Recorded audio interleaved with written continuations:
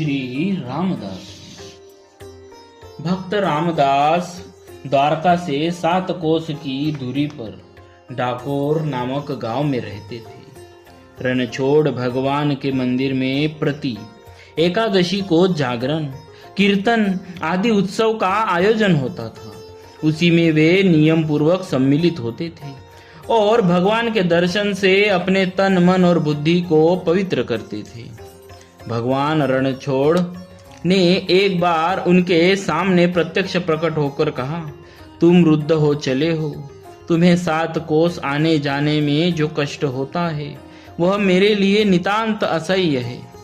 भक्त रामदास तो भगवान की रूप माधुरी से छकने में इतने तल्लीन हो गए कि उन्हें बाह्य ज्ञान कुछ रहा ही नहीं।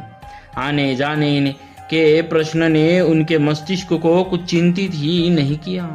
भगवान ने कृपा पूर्वक उन्हें दर्शन दिया। इस बात को सोच सोच कर वे प्रेम विवल हो रहे थे। भगवान के अंतर्धान होते ही उनके वियोग में प्राण छटपटा गए, अंग अंग सिहरने लगा। अब तो उनका निश्चय और भी दृढ़ हो गया। वे समस्त सुखों को तिलांजलि देकर उन्हें उत्साह से जागरण महोत्सव में लाने लगे।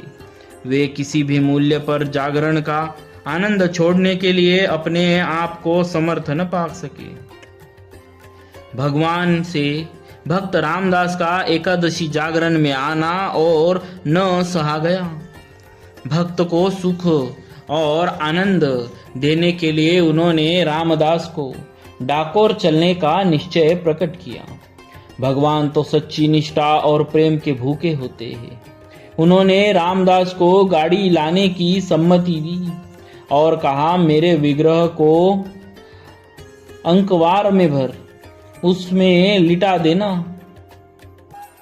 और यथाशीघ्र ही डाकोर पहुंचने का प्रयत्न करना। दूसरी एकादशी के जागरण अवसर पर रामदास द्वारका में गाड़ी ले आए। उनकी वृद्धावस्था से किसी ने उन पर संदेह नहीं किया। द्वादशी की रात आधी बीत चुकी थी। द्वारकावासी और मंदिर के पुजारी तथा अन्य सेवक आदि नींद की गहरी और मीठी लहरों में बह रहे थे। सारा का सारा वातावरण नीरव और शांत था। रामदास अपने सौभाग्य पर फूले नहीं समाते थे। भगवान के आतिथ्य का आनंद सोच सोच कर वे प्रतिक्षण कुछ और से और होते जा रहे थे। मंदिर का पट अचानक खुल गया। वे मंदिर में पहुंच गए। थोड़े ही परिश्रम से भगवान उनकी गोद में आ गए। भगवान ने प्रसन्नता पूर्वक अपने चिन्मय मादक स्पर्श से भक्त की जन्म जन्म की तपस्या सफल कर दी। गाड़ी द्वारका से बहुत दूर निकल गई। रामदास झूम झूम कर कीर्तन करते थे और भगवान भक्त के संरक्षण में 7 कोस की यात्रा पूरी कर रहे थे। सवेरा होते ही लोगों ने रामदास का पीछा किया। भगवान भास्कर की सुनहली किरणें पूर्व दिशा के अंचल में विहार करने वाली ही थी कि रामदास ने देखा कि कुछ लोग पीछा कर रहे हैं। उनके मस्तक पर पसीने के कण बिखर गए। वे किसी अनहोनी और भीषण घटना से रह रहकर आशंकित हो उठते थे। कभी प्रभु का श्री विग्रह प्रेम भरी दृष्टि से देख लेते तो कभी गाड़ी को तेजी से आगे बढ़ा देते। उन्हें पूरा पूरा विश्वास था कि प्रभु जो कुछ भी करेंगे उसी में मेरा परम कल्याण है।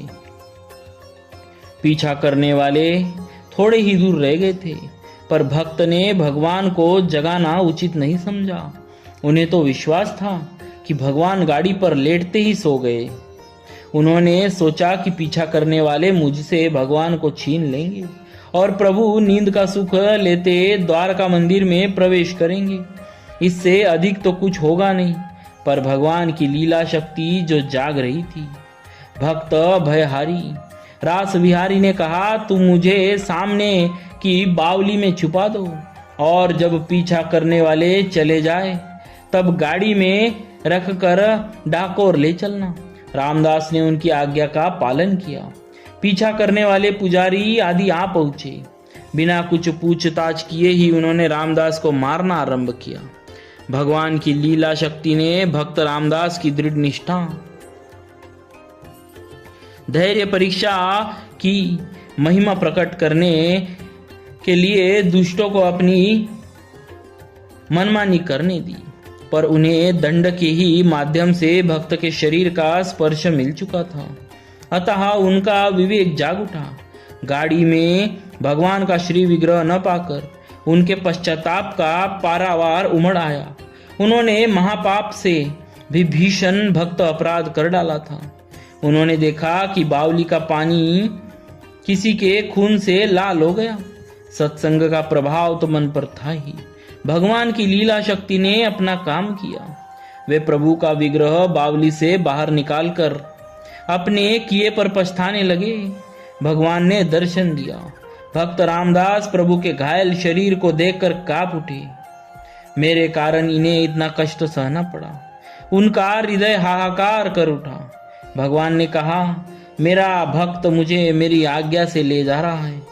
तुम लोगों ने जो मेरे भक्त को मारा है, उस चोट को मैंने अपने शरीर पर ले लिया। इसी से मेरे शरीर से खून बह रहा है। अब मैं तुम्हारे संपर्क में नहीं रहना चाहता। मेरी दूसरी प्रतिमा जो अमुक स्थान पर है, मंदिर में स्थापित कर भक्ति और प्रेम से अपना अंतःकरण पवित्र करो। इस महान अपराध का यही प्रायश्चित है।